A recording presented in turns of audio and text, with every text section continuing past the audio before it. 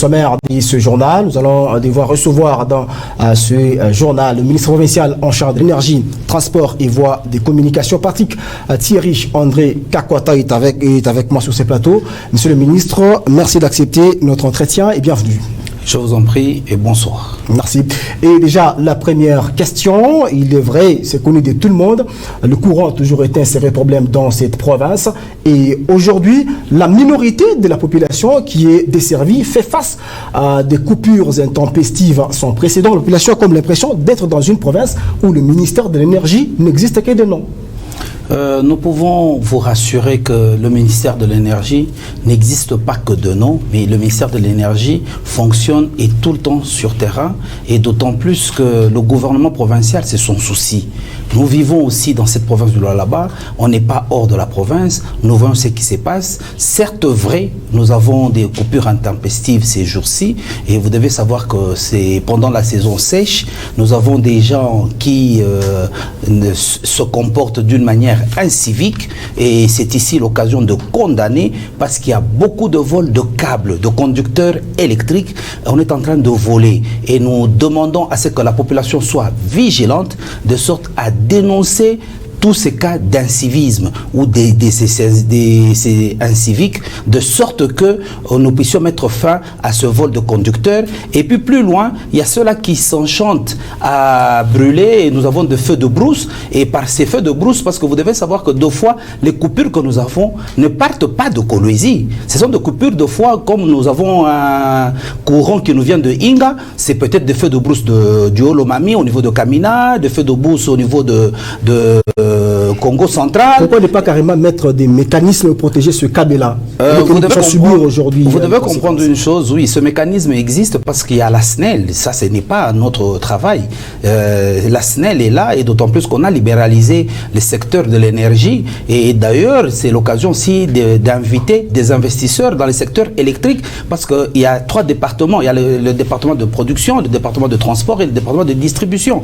Mais pour nous du Lualaba, le gouvernement provincial est là-dessus, et nous sommes en train de surveiller partout pour qu'il n'y ait même pas de feu de brousse, pour qu'il n'y ait même pas de vol de câbles ou de conducteurs. Alors nous sommes là-dessus, et le gouverneur, il ne cesse chaque jour de m'interpeller de sorte que nous puissions sensibiliser la population. Merci, et demander à ce que la population puisse dénoncer des cas d'incivisme. Merci beaucoup, monsieur le ministre. Dans la province du Lualaba, pendant la période de la campagne électorale, il y a de quoi qui ont reçu des transformateurs de la part de certains candidats, ça c'est d'un côté. De l'autre côté, il y a des cas où la population est presque oubliée par le gouvernement provincial. Eh bien, elle s'est prise elle-même en charge pour acheter des transformateurs, mais jusque-là, on sent qu'il y a des problèmes. Quelle est votre politique au niveau du ministère de l'énergie pour les transformateurs qui ont été réunis par des candidats pendant la période de la campagne électorale, et des coins qui ont des transformateurs, mais qui souffrent des petits moyens, juste des connexions?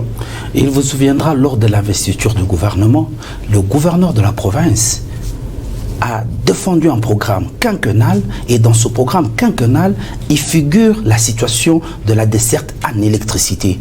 Et de cette situation, bien qu'on a eu à disséminer des transformateurs à certains coins, et bien qu'aussi la population s'est prise en charge elle-même d'amener des transformateurs, jusqu'à ce jour, nous n'avons pas encore une autre entreprise dans la concurrence dans le secteur de l'énergie électrique. Nous n'avons que la SNEL, mais qui, je vous ai dit, on a libéralisé ces secteurs. Nous demandons que nous ayons une certaine concurrence, donc des investisseurs puissent venir, mais qu'à cela ne tienne, il nous manquait un point, c'était le contrat de performance. Parce que la façon dont nous travaillons avant avec la SNEL, c'est que c'était du vaille-que-vaille, et puis deux fois, la SNEL n'était pas redevable au gouvernement provincial, et cette fois-ci, nous leur avons imposé la signature d'un contrat de performance, parce que tout ce que nous allons poser comme acte, d'autant plus c'est une société commerciale, et la SNEL doit être redevable à notre niveau, et que nous puissions avoir aussi un œil et décider. Et puis plus loin, il faut noter une chose, nous sommes dans une décentralisation, mais la SNEL ne s'est pas décentralisée. Vous imaginez que nous sommes au Lualaba, toute une province, mais nous avons un chef de centre, mais tandis que ils dépendent de celui qui est au Haut-Katanga. Donc ils arrivent de fois qu'il y a des décisions que nous leur demandons ici, eux sont obligés de se référer rien qu'au Haut-Katanga. Et c'est ici encore l'occasion, le gouverneur de la province, le gouvernement provincial est là-dessus pour que la SNEL puisse se décentraliser et que nous puissions avoir avoir un directeur provincial ici au Lualaba. Merci, monsieur le ministre. Je rappelle que nous recevons sur ce plateau Patrick Thierry André Kota, ministre provincial en charge de l'énergie, transport et voies des communications. Monsieur le ministre, cette fois-ci, je vous prends pas sous la casquette de l'exécutif, mais d'acteur politique. Vous êtes un membre influent du MRL, un parti politique qui s'étend sur l'ensemble du territoire national. Aujourd'hui, nous sentons comme si la République démocratique du Congo est en train de tendre vers la dérive. Des manifestations par-ci, par-là, c'est notamment celles qui ont vécu à Kinshasa, à Lubumbashi, mais aussi à Mbujimayi, à la suite de la revendication pour ne pas, en fait, contre les 3 propositions de loi d'Oben Minakou. Quelle est votre lecture par rapport à tout ce que nous sommes en train de vivre aujourd'hui? D'emblée, je condamne. Parce que nous devons savoir que nous avons des lois dans la République démocratique du Congo. Et nous sommes régis par des lois et des règlements. Et moi, je condamne. Nous avons voté une constitution le 18 février 2006. Et cette constitution a consacré des institutions. Mais je vois mal aujourd'hui la situation qui peut se débattre dans une institution. On l'amène à la rue. Oui, peut-être que la population n'a pas confiance en vous, politiciens. Mais si vous dites que la population n'a pas confiance en nous, tirons les choses ou allons jusqu'à la fin, à l'extrême. Ceux-là qui sont dans l'institution Parlement ont été élus par une certaine population. Le vote que nous avons reçu, c'est un vote universel. Et ce vote universel va du sommet jusqu'à la base.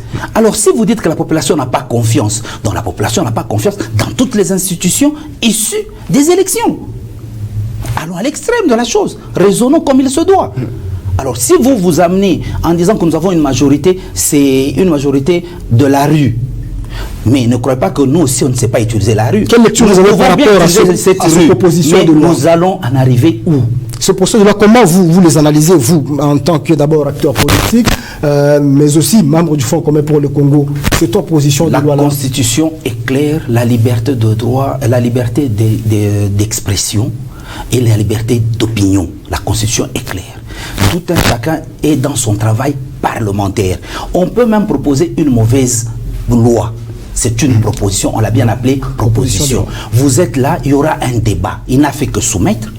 Il n'est pas dit que le fait de soumettre directement les cutus est là. Il y aura un débat et de ces débats, la personne va essayer de persuader certains, dissuader d'autres. S'il ne réussit pas, on rejettera la proposition de loi. S'il réussit, ça reviendra. Mais à votre tour, quand vous aurez votre majorité, venez aussi vous exprimer, mais amener des amendements. Il n'est pas dit que dès qu'on vote cette loi, si elle arrive à être votée, donc cela veut dire qu'elle reste figée pour du bon. Non, c'est faux. Merci. Au contraire, vous pouvez à ce jour proposer, la loi passe, mais le jour que vous aurez votre majorité, vous y amenez des amendements. Il y a beaucoup de lois qui subissent des amendements. Même la Constitution du 18 février 2006, nous l'avions adoptée en 2006, mais elle a été modifiée à la veille de 2011. Alors, je vois mal que nous puissions aller à cette histoire de la rue, parce que nous tous, nous pouvons actionner. Et puis plus loin, je suis en train de condamner, parce que nous avons identifié, on a identifié le parti politique qui a envoyé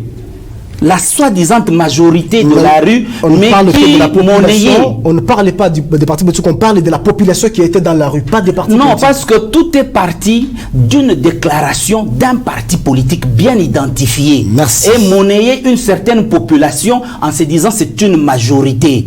Alors il faudrait noter à cela, là où je condamne et je réclame, parce que c'est mon droit de réclamer, que ce parti politique, par devoir officiel, les responsables de ces partis politiques, par devoir officiel, puissent condamner aussi ces actes. Parce que le fait de garder silence, c'est comme qui dit qu'il ne dit mot, consent, et cela nous poussera, nous, de la majorité, nous, du FCC, à décider que nous puissions maintenant appliquer la Constitution. Et dans la Constitution, ça s'appelle la cohabitation, plus question de la coalition. Merci, monsieur le ministre. Madame, messieurs, nous recevions sur ce plateau Patrick Thierry André Kota, ministre provincial en charge de l'énergie, transport et voies des communications, mais aussi membre influent du MRL. Monsieur le ministre, merci d'être passé dans ce journal. Madame, messieurs. Merci beaucoup, monsieur Pascal. Merci. Ce journal se poursuit sur votre télévision. Lutter contre la consommation abusive de la drogue.